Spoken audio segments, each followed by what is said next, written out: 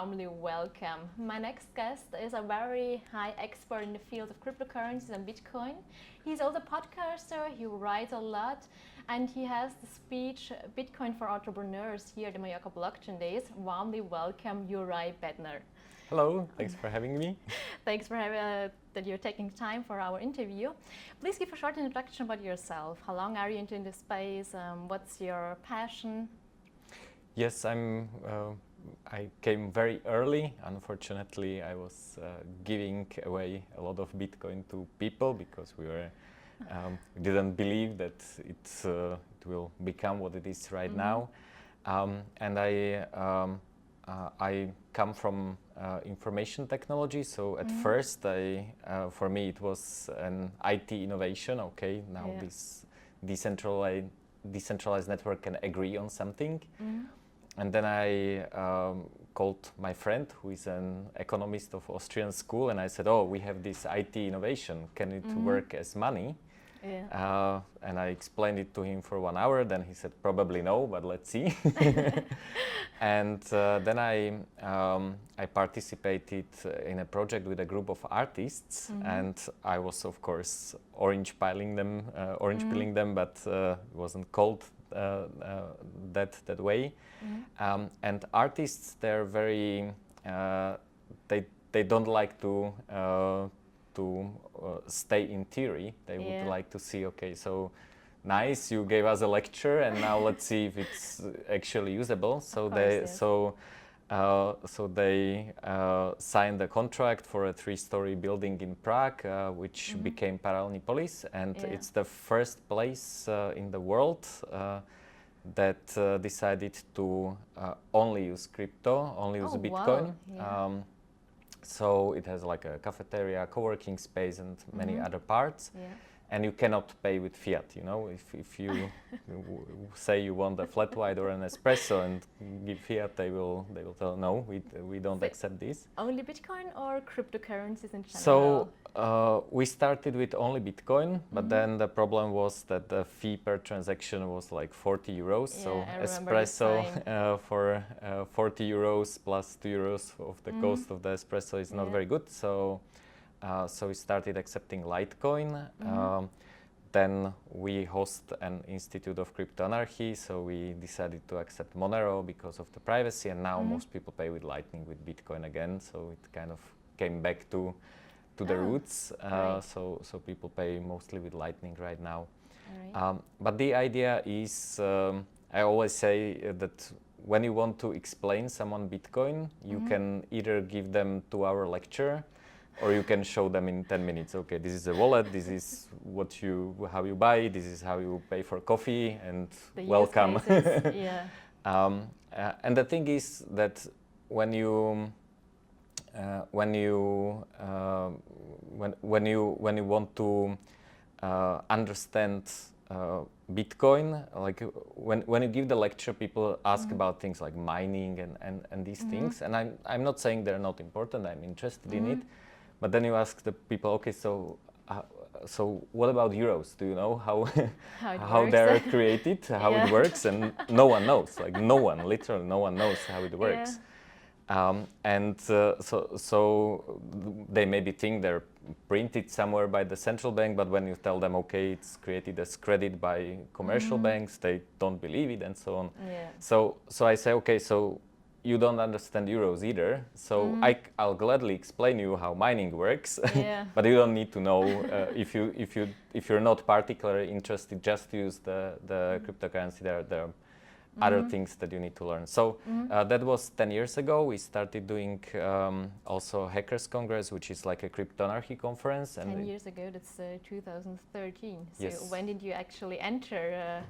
Very early, like maybe 2010, but it was the very beginning. Very beginning. I was very much into Cypherpunk, so it was kind of similar circles. I didn't know anything about money. But I was using PGP for encryption and anonymization technologies and all these things. So for me, it was an IT thing. You know, I didn't feel like I'm changing the world or doing whatever monetary revolution. I learned about parallel economies and parallel societies way later, but I learned about it. But for me, it was like a cypherpunk freedom technology that that gives me something that was missing from the crypto anarchy and cypherpunk program back then. All right, yeah, it sounds pretty interesting. You have a lot of experience in this field, obviously, also from the technical perspective. See, your talk is about Bitcoin for entrepreneurs. You're targeting, I think, industries that are not directly related to cryptocurrencies. Yes. What is your speech in particular about? What is your main message? Yes. So I try to. So it's based on what I talk about with the entrepreneurs. And their usual objections to Bitcoin. And I like to do this thing when someone has an objection, I try to solve it in a better way than their original solution that they are doing. So I can turn disadvantage into advantage. Of course, you need to do something. It doesn't magically happen.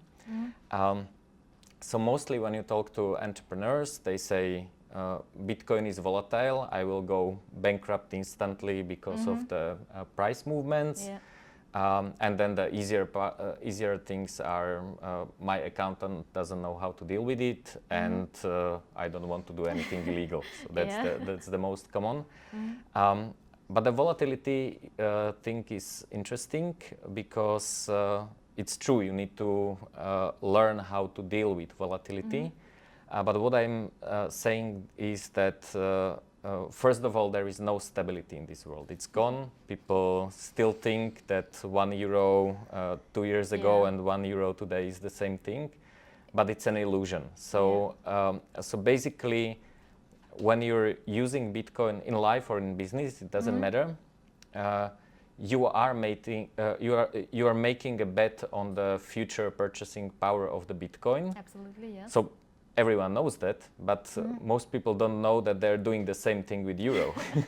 You know, yeah, they're used to euros, but Bitcoin sounds pretty new for them. Yes, but it's like because that's what they think like the value. You know, I see a camera, I say okay, probably €2,000. So that's how we think of Americans in dollars, but you have this notion of value and of prices.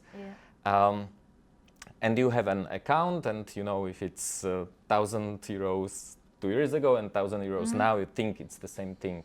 But when you just look at fuel prices, you know, during COVID they were like 0.9 per liter, then they jumped to 1.8 and something.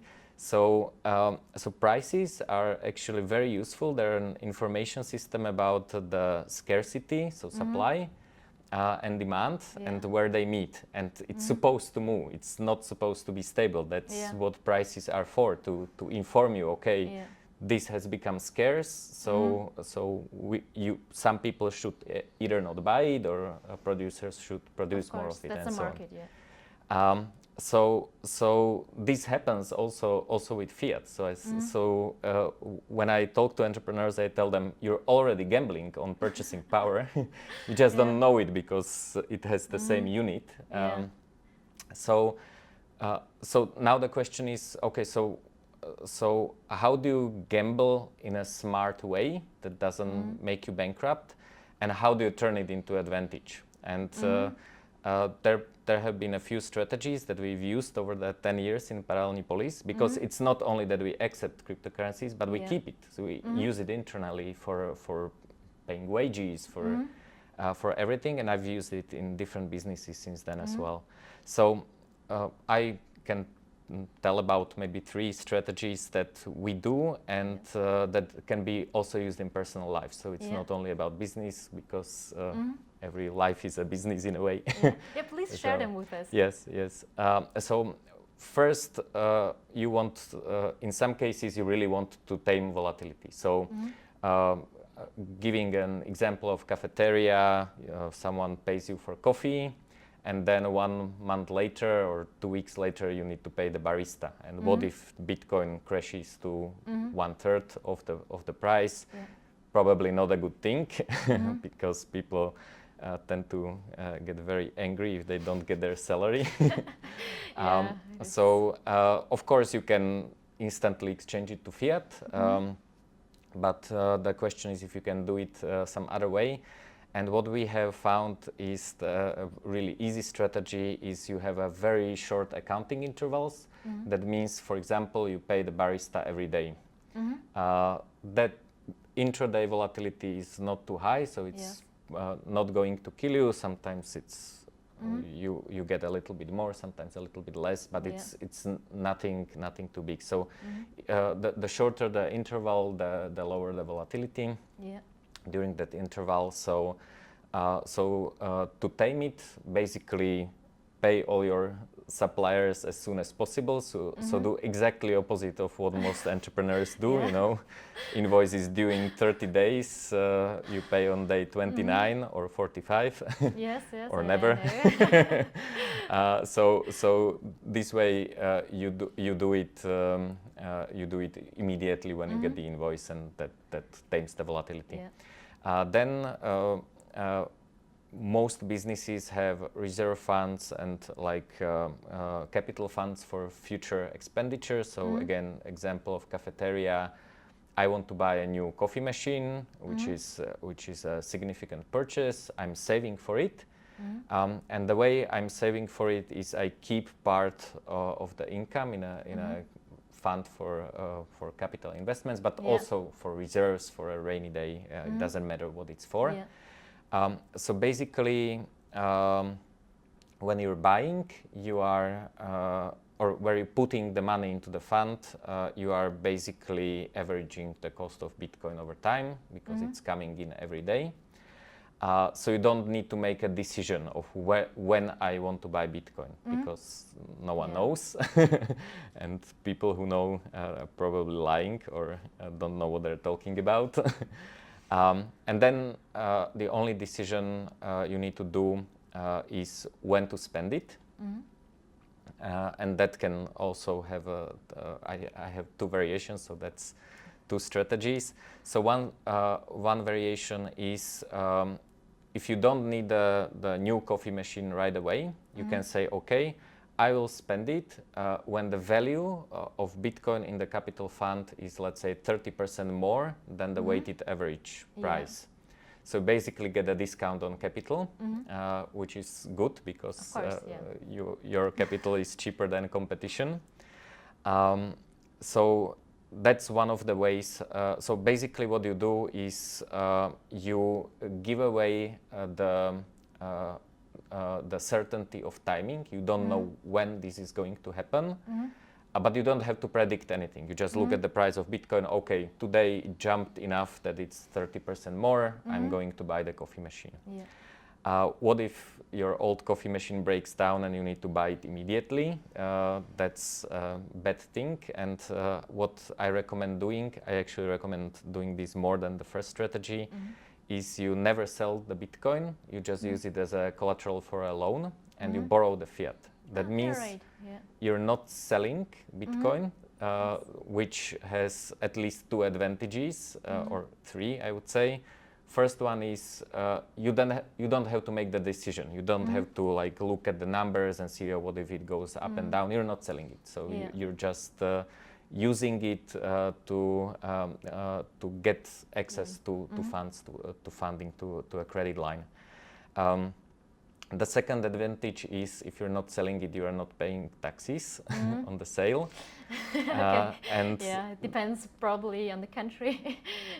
In most countries, actually. So if it's not a sale, then I think only one country actually would consider this as a taxable event. I think it's Sweden. But in most of the world, this is not a taxable event.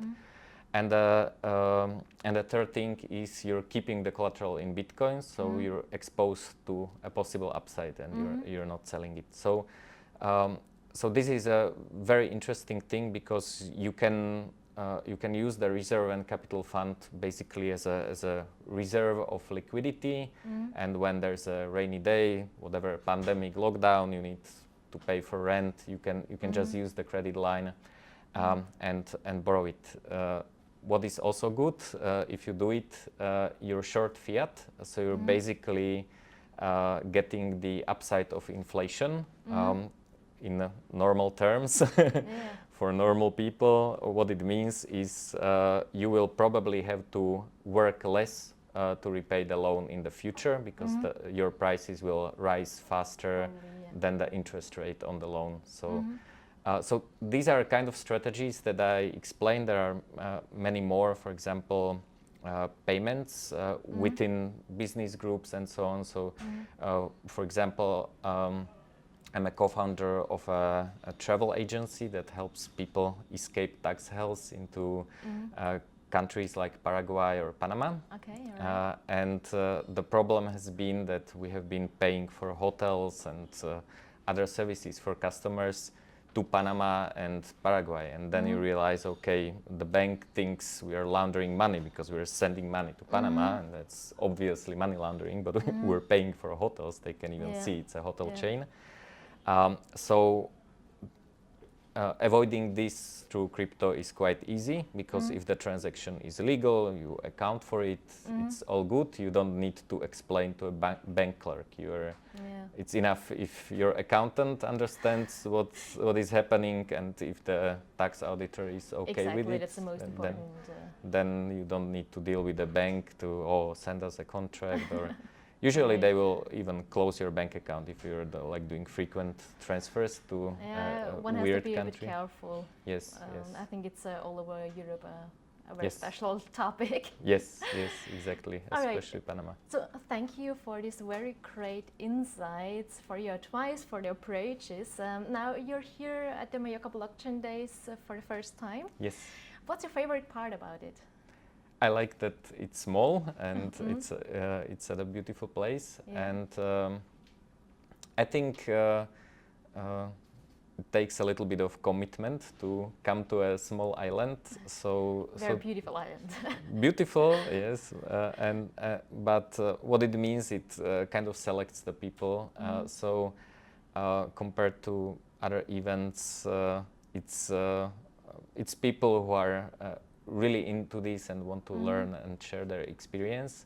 So it's not like a mass event in your city that you just take a tram to and experience it. So it's small, but the quality of interactions with people is very high. So I really enjoy it. Well, thank you for your time. I hope you enjoy.